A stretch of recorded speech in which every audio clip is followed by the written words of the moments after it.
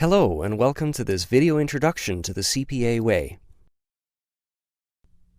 Imagine you are a CPA and your internal customer or external client has come to you for help with a complex problem. You are given a lot of information, some of which seems essential and some of which seems less important. Where do you start? How can you best satisfy your customers' or clients' needs? How do you add value? Technical knowledge is an important component of what you can offer your internal customers or external clients, but knowledge is not enough. CPAs combine technical knowledge with enabling skills to add value. The CPA Way is a methodical approach for addressing professional problems by combining technical knowledge with enabling competencies. You can think of it as a path. Let's look briefly at the 5 parts. As you begin a journey along the CPA Way, you first embrace the CPA Mindset. This is like putting on your professional hat, which consists of the attitudes and behaviors, especially the ethics, of the CPA. What goes into a CPA mindset?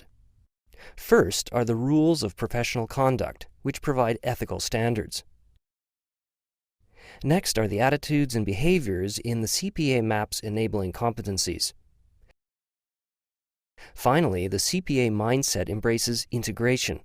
A CPA routinely uses enabling skills when applying technical competencies, links knowledge from different technical areas, and incorporates and adapts to situational information.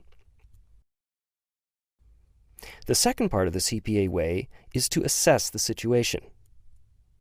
You can think of the situational assessment as creating a preliminary picture of the problem landscape. You will identify major issues and key situational factors and then develop a work plan. The third part of the CPA Way is to analyze major issues. You can think of analyzing a major issue as looking through your camera and seeing many different paths across the landscape. Your goal is to thoroughly explore these paths so that you can gain a deep understanding of the issue to support conclusions and anticipate potential problems. Analysis is usually the most time-consuming aspect of your work.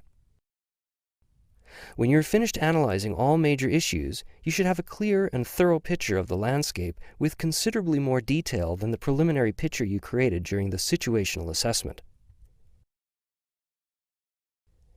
The fourth part of the CPA Way is to conclude and advise. You can think of conclude and advise as adding value so you earn a handshake from your internal customer or external client at the end of a service relationship. You began this part with a detailed landscape picture containing analyses and information. You will first interpret quantitative and/or qualitative results. Then you will use the decision-maker's goals and objectives to establish and apply decision criteria for overall conclusions. You can think of this as helping decision-makers reach their destination. Finally, you will look for opportunities to provide further advice for implementation. This is where a CPA adds even greater value. It increases the likelihood of actually reaching the goal.